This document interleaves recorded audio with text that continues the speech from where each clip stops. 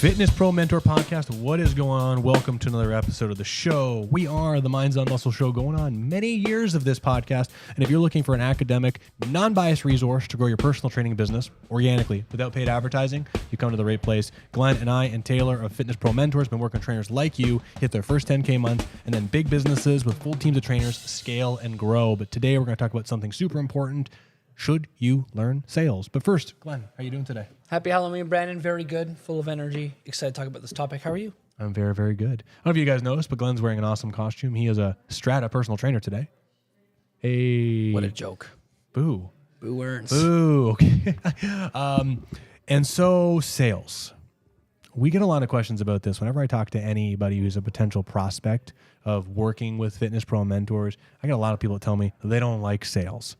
And so I think this is a big topic, and I think this is very important. So if you're here and you want to learn about how to maximize your earning potential in the least amount of time, please stick around for this ride. Glenn, sales, what do you think? You don't like sales? Too bad. Too bad. Because guess what? You're always selling people no matter what you're doing. You're going home at night. Maybe you've got a parent that you live with or significant other, and you want to watch, I don't know, you're me. You want to watch The Expendables 4. You want to watch Jason Statham and Sylvester Stallone be past their prime, shooting bad guys. And your wife wants to watch, I don't know. Desperate Housewives. Selling Sunset, one of those Netflix shows. How do you figure that out? You got to essentially sell your significant other on what it is that you want to watch. And she's going to try to sell you on what she wants to watch, and this kind of negotiation ensues. So guess what, everyone? Whether you like formalized sales in the sense of selling people on your services or not, you're doing this every day. It is a skill set that you ought to get better at. And if you want to be as busy as you've ever dreamed you could ever be, you have to know how to ethically close the sale. I think the real Coles notes, while you have to sell everybody in real life, I guess, like Glenn's saying, you got to sell your wife on what you want to watch. If you're thinking about this from a business sense, you either, as a trainer, work for a company with someone that knows how to sell, and they sell on your behalf, and then they give you business. Or you learn how to sell, and you get clients, and you sell people on you, your brand, your vision of exercise. I will say this. I try to teach everyone within Strata how to do sales, take their sales information, and optimize it so they can do the best they can, because it optimizes their earning potential. Glenn performs all his own sales meetings because if he does it that way, the gym and the business doesn't have to do as much work. Therefore, since Glenn knows how to sell within this business, he's doing his own work. He's selling people on his vision, his brand. This increases the likelihood of retention, familiarity, rapport, but ultimately allows this business to let Glenn make as much money as possible because I don't have to pay the salesperson. In my opinion, one of the most valuable skills that you can learn is sales. And I don't mean sales in the cheesy selling a car sense, but really in the ability to use your words to identify the values of a person in front of you. Why are they in front of you? Identify a pain, and then be able to reverse that and offer a solution to their problem. Sales is a really great thing. Like Glenn said with the TV show, the movie thing, I mean, it's kind of a funny example, but we use words to identify what's wrong, what does the person want in front of us, and then try to nurture it and persuade it, and then sell someone on a potentially different decision or nurture their idea. What do you think around this whole idea? Should people learn sales? You know, I think everyone should learn sales. I think it was pretty clear from the beginning here. I think you're in sales mode all the time, whether you want to call it that or not. And you know, when people hear the word sales, the first thing they often think about is like that whole shady sales car salesman. Like remember that character from The Simpsons? If you're younger, you might not have seen the show, but there's a character from The Simpsons who's like, oh my God, I gotta make the sale. His tie is always down, his button's undone, his hair is always disheveled, but he represents that sleazy car salesman. I think a lot of people think that's what sales is, and honestly, that's not really what it is at all. I think Brandon already touched upon this pretty well. It's really just trying to help someone solve a problem with the product that you have. And in that regard, the framework for how you see sales is maybe one of the first things that I think a lot of people have to change, in that if you don't like sales, you probably see it as you're trying to shill a product on someone that you don't believe in or that they don't need. That is unethical, and that's kind of slimy, and that kind of sucks. However, if you have someone in front of you who has expressed a genuine need for the kind of service that you provide, and you talk to them about it, and yeah, they have got the money to buy it, and they're really excited, and they're making the decision logically, and they understand that you're coming from a place where you want to help them, and they feel good about it, and you feel good about it, and you've asked all the right questions to make sure that, yeah, this is actually what you need, and I can help you with this. You're doing sales, and that's really what it should be all about. So I'm absolutely on board that everyone should be learning sales. And more importantly, if you have a huge aversion to sales, it's time to start with looking at how you're framing it in your mind. Because I think if you change that framing, you'll learn to love sales. Because I used to be you, and I love sitting down with people now. Yeah, so I'll throw out a little story really quick, because one of the things that we advocate for in our mentorship program is how do you do an organic event to build your expert status to grow your business. I really think this idea of conversion events is one of the best ways to not use paid advertising, be pushy, and use direct cold messaging to connect with people.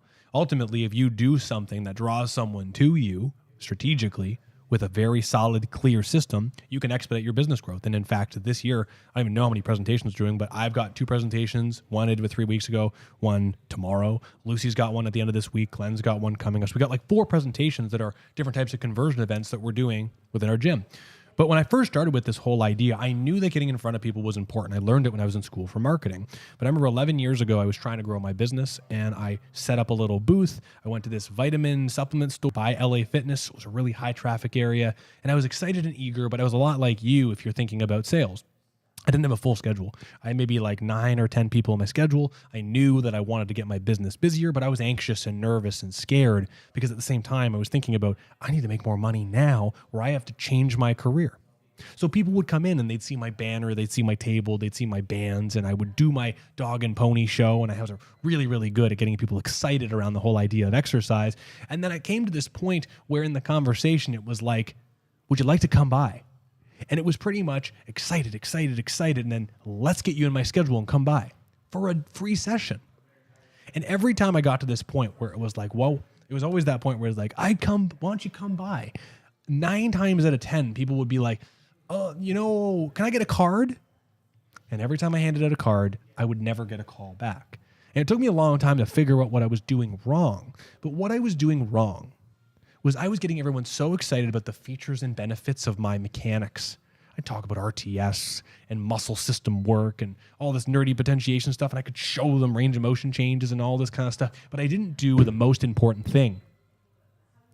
I didn't identify the pain of why they were talking to me. I didn't identify a problem. I didn't identify what was their issue that they have besides their shoulder being sore. I never got to the root cause. I never got to the reason why that pain, that physical pain, was important to them. With no pain, you can have no pitch. You need to identify a problem, because without a problem, you can't provide a solution. You can merely go, hey, you would look great in this Mazda Miata. But without any context, it doesn't matter. And so I'm going to throw one soundbite out there to anybody that listens to this. With no pain, there is no pitch. You need to identify a pain and identify why it's important to that individual before you pitch them on any idea. And even if the idea is a paid product or a free thing, no one will take it from you if they don't see the value. And that's really, really important. What do you think? I'm reading a wonderful book. It's called Never Split the Difference by Chris Voss. I mentioned it last podcast. A former FBI negotiator in charge of rescuing Americans from all over the world. And he talks about a lot of different communication techniques, so to speak, in the book. And one of the things that he discusses in the book is this idea of tactical empathy. It's got a kind of like, that SWAT, FBI spin on it. But essentially what he says tactical empathy is just really understanding where the person across from you is coming from, like really deeply understanding. And he would say, like, even when he was trying to speak to, this is going to sound like a left field, but you'll see where I'm coming from in a second.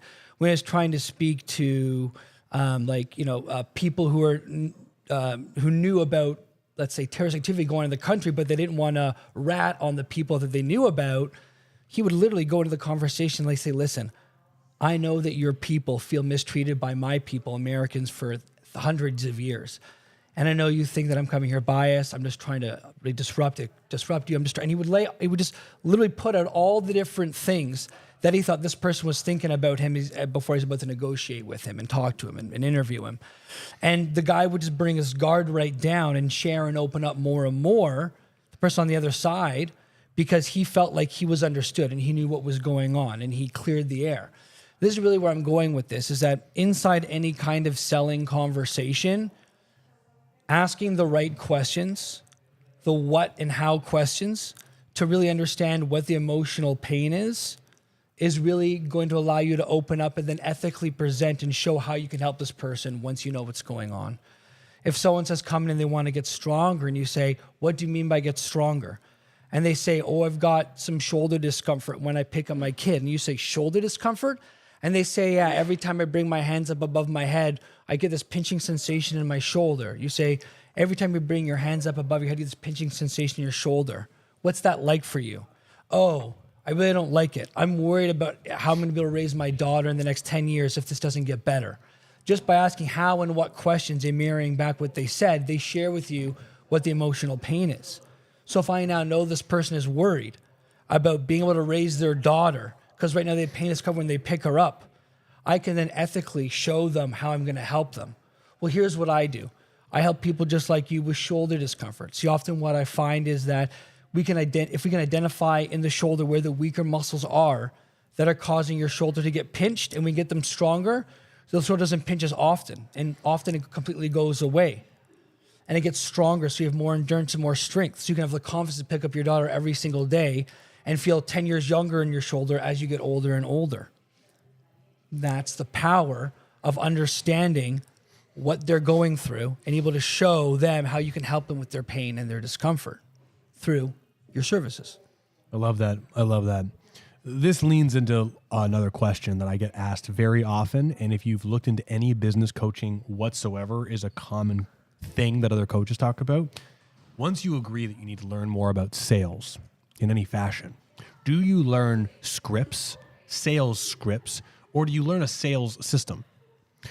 In any event, learning simple prescriptions, ingredients, if you will, for recipes of exercises. When we're talking about making an exercise, the bench press, it involves these joint positions and these different rules, and we do X, Y, and Z thing. You can learn these simple soundbite sales approach, these scripts. You can learn these recipes. The challenge is if the recipe doesn't go perfectly, not knowing how to improvise to shift left or right is lost. So here's what I mean, right? We're going through a script. You have an A, B, C line, and you ask a question, and the client or the prospect says something that doesn't line up with your script. How do you respond? Do you know even how to respond? And this is where learning a different system or a way of communicating that is almost like opening one or two doors. You open this door. Yes, I do have a shoulder problem. No, I don't have a shoulder problem. Okay, no problem. You open that door when they say yes, and you go in there. So can you tell me more about this shoulder problem? You know what? It's just a little achy. It's not a big issue, right? There's the no door. You know what?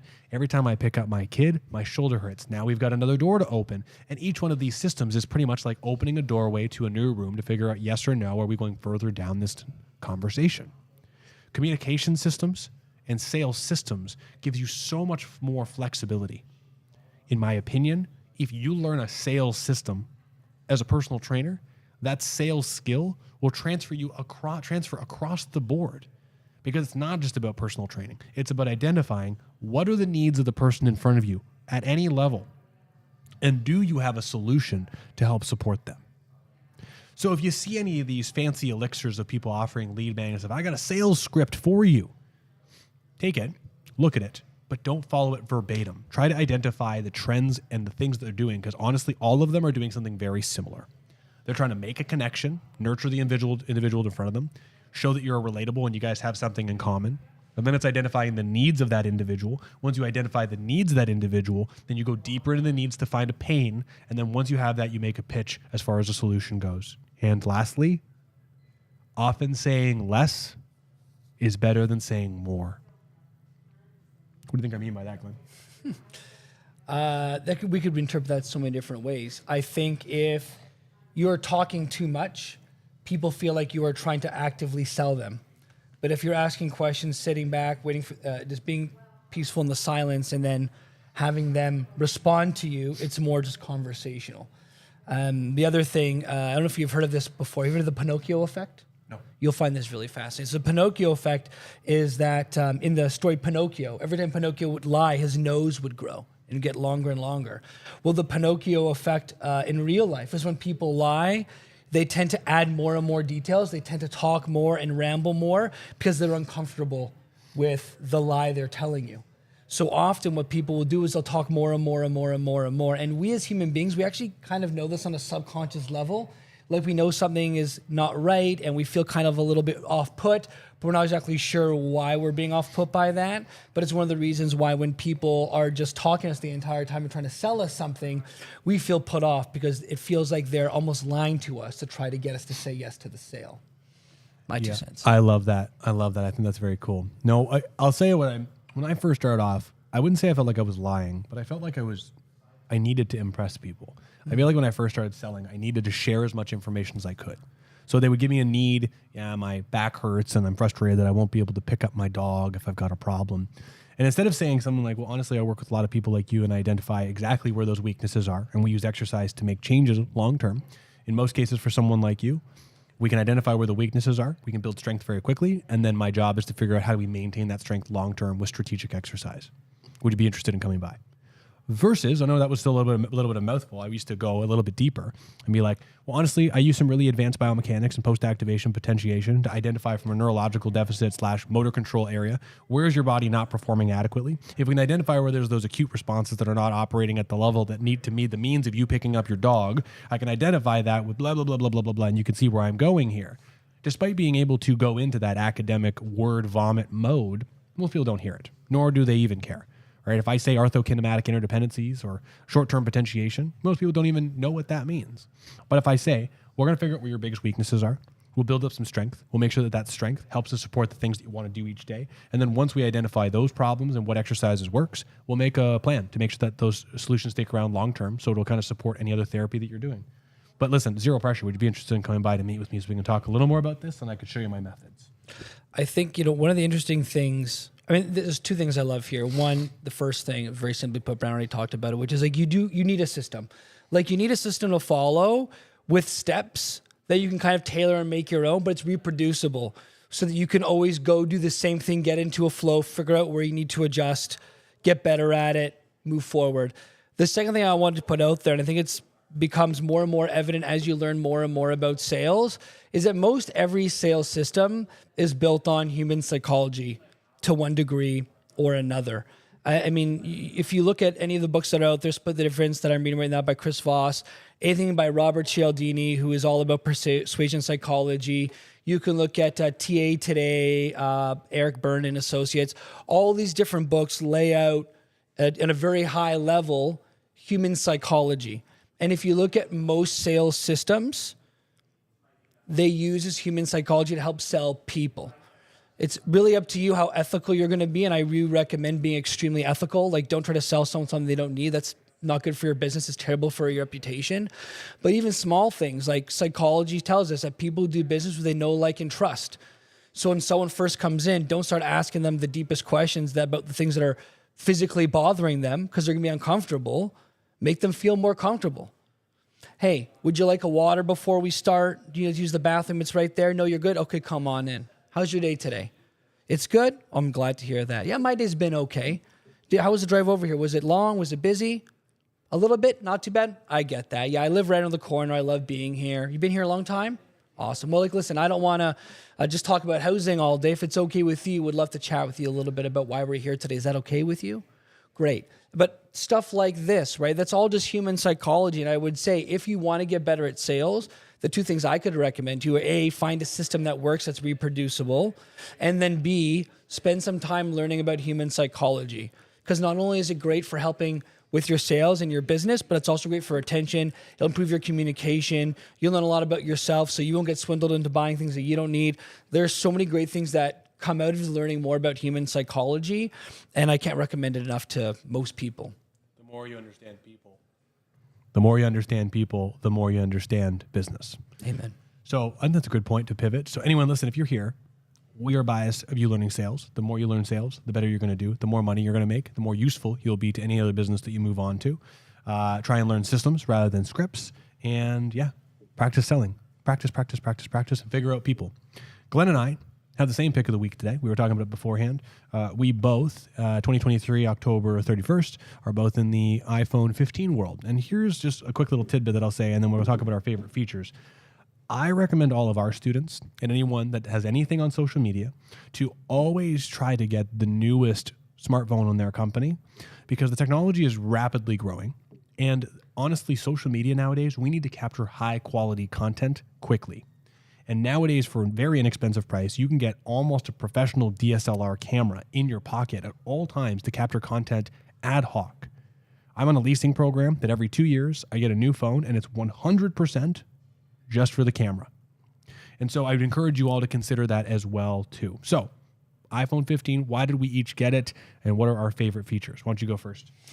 Well, I know you're going to talk about the camera. The camera is pretty fantastic. So I don't know how people know this. In Europe, they essentially said, yeah, iPhone, you can't have your own FireWire technology anymore. You have to make it accessible to everyone through common technology. So Apple essentially had to pivot from using their own independent technology to charge their phone to now having to have the USB-C, which makes this thing far easier to charge and plug into computers and whatnot. But the most interesting thing is, because this is now such a powerful processor, because it is now such a powerful camera, and because they have updated the battery as well, this thing can do a whole bunch of things for a lot longer. So you can actually plug in anything USB-C into this thing. You can plug in phone microphones in here. You can plug cameras in here. You can plug storage in here. So I actually bought an adapter, and I actually plug a little travel drive with me in here, and I actually record content on here, because I like to do a lot of editing at home on my computer to make it a little bit more high-end, add some effects in there. It makes it a lot easier, instead of having to transfer everything over, just to take my card and put it in here, record to the phone, from the phone, I should say, into the card, and then just take the card and plug it in my computer. There are people now who are attaching gaming controllers to their phone, and because the processor is so powerful and the battery life is so long, they're playing full-on games on their phone, like PS4 games. It's just crazy. So, I mean, it's a powerful little tool, but I love the USB-C port because you can do so much with it now. There's so many more capabilities. You're not limited to just things that are going to work for Apple anymore. You can use anything that plugs in any computer, which I think is absolutely gangbusters. Yeah, so that's all amazing. Honestly, I've been using a lot of USB. I mean, I can even plug in this Rodecaster Pro to there and have the microphone go through this if we ever needed to, which is crazy. So I'm going to talk about the camera. And the reason why is, when I first started doing all the marketing and advertising that started scaling Strata a lot more, I invested into very expensive, high-quality DSLR cameras, and I tried to get the quality of content and lenses required so I could do cinematic video. Huge thing for me. I love the making of a video, having that quality be really, really high. So cinematic video to me is when I do a shot of Glenn, his face. Even right now with this camera, if you're watching this live in the Facebook group, Fitness Pro Mentors Facebook group, join it if you're not a part of it.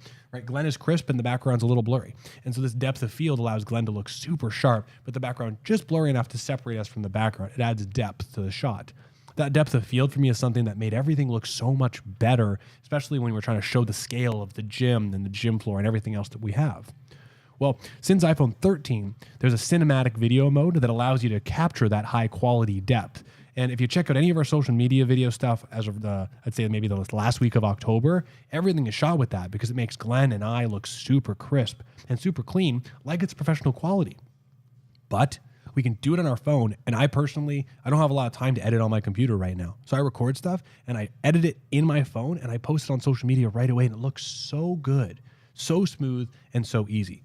Furthermore, the portrait mode is incredibly sharp and accurate and allows you to get really, really great pictures of clients, social proof, if you will, on the go.